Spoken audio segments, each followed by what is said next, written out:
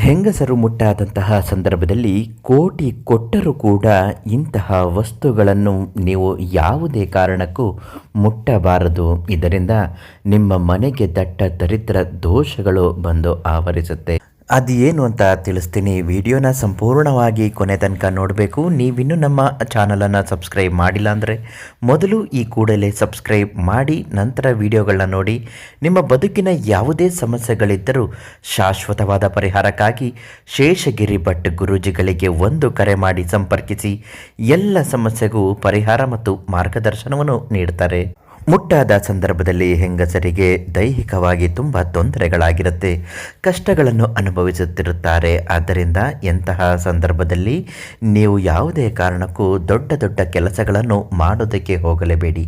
ಆ ಸಮಯದಲ್ಲಿ ನಿಮಗೆ ವಿಶ್ರಾಂತಿಯ ಅಗತ್ಯ ತುಂಬ ಇರುತ್ತೆ. ಮನೆಯಲ್ಲಿ ಯಾವುದೇ ಕಾರಣಕ್ಕೂ ಮನೆ ಪಾತ್ರೆ ಪಗಡೆಗಳನ್ನು ಬೆಳಗುವುದು ಮತ್ತು ಮನೆಯನ್ನು ಸಾರಿಸಿ ಗುಡಿಸುವುದು, ಒರೆಸುವುದು ಇಂತಹ ಕಷ್ಟಕರವಾದ ಕೆಲಸಗಳನ್ನು ಮಾಡಲೇಬಾರದು. ಹಾಗೂ ನಿಮ್ಮ ಮನಸ್ಸಿನಲ್ಲಿ ಯಾವುದಾದರೂ ಕೋರಿಕೆಗಳಿದ್ದರೂ ದೇವರ ಮುಂದೆ ನಿಂತ್ಕೊಂಡು ಆ ಸಮಯದಲ್ಲಿ ಬೇಡಿಕೊಳ್ಳಲೇಬೇಡಿ. ತುಳಸಿ ಗಿಡವನ್ನು ಯಾವುದೇ ಕಾರಣಕ್ಕೂ ಮುಟ್ಟಬೇಡಿ ಮತ್ತು ಅರಳಿ ವೃಕ್ಷದ ಬಳಿ ಹೋಗಿ ನೀವು ಪ್ರದಕ್ಷಿಣೆ ಹಾಕಬೇಡಿ. ದೇವರ ಧ್ಯಾನವನ್ನು ಮಾಡಬೇಕು ಅನ್ನುವುದಾದರೆ, ಪ್ರದಕ್ಷಿಣೆ ಮಾಡಬೇಕು ಅನ್ನುವುದಾದರೆ, ತುಳಸಿ ಗಿಡವನ್ನು ಮುಟ್ಟಿ ಪೂಜೆ ಪುನಸ್ಕಾರಗಳನ್ನು ಮಾಡಬೇಕು ಅನ್ನುವುದಾದರೆ, ನಿಮ್ಮ ತಿಂಗಳ ಸಮಸ್ಯೆಗಳು ಪರಿಹಾರ ಆದ ಮೇಲೆಯೇ ನೀವು ಈ ಕೆಲಸಗಳನ್ನು ಮಾಡಬೇಕಾಗತ್ತೆ. ಇಲ್ಲದಿದ್ದರೆ ತುಂಬ ಕಷ್ಟ ಆಗುವ ಪರಿಸ್ಥಿತಿಗಳು ಎದುರಾಗುತ್ತೆ. ಹಾಗೂ ಯಾವುದೇ ಕಾರಣಕ್ಕೂ ಮುಟ್ಟಾದ ಸಂದರ್ಭದಲ್ಲಿ ಹೆಂಗಸರು ಪತಿ ಪತ್ನಿಯರು ಮಿಲನ ಆಗಲೇಬಾರದು. ಗಂಡ ಹೆಂಡತಿ ಅಂತಹ ದಿನಗಳಲ್ಲಿ ಸೇರಲೇಬಾರದು. ಇದು ಕೂಡ ತುಂಬ ತಪ್ಪು ಆಗುತ್ತೆ. ಹಾಗೂ ಇದರಿಂದ ಯಾವುದಾದರೂ ದೋಷಗಳು ಬಂದು ಆವರಿಸುತ್ತೆ.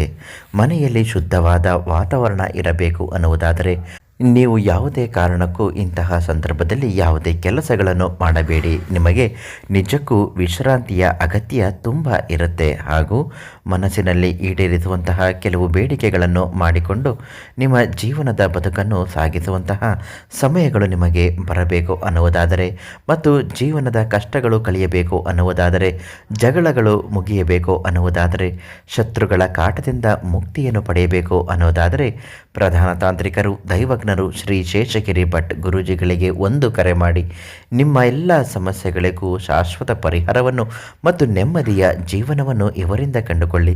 ನೀವು ಅನೇಕ ತಪ್ಪುಗಳನ್ನು ಮಾಡಿದರೂ ಕೂಡ ಇವರ ಹತ್ರ ಮನಸ್ಸು ಬಿಚ್ಚಿ ಮಾತನಾಡಿ ಖಂಡಿತವಾಗಿಯೂ ನಿಮ್ಮ ತಪ್ಪುಗಳಿಗೆ ಪ್ರಾಯಶ್ಚಿತ್ತವನ್ನು ನಿಮಗೆ ನೀಡುತ್ತಾರೆ. ನಾಳೆ ಮತ್ತೊಂದು ಮಾಹಿತಿಯೊಂದಿಗೆ ಭೇಟಿ ಮಾಡ್ತೀನಿ. ಧನ್ಯವಾದಗಳು.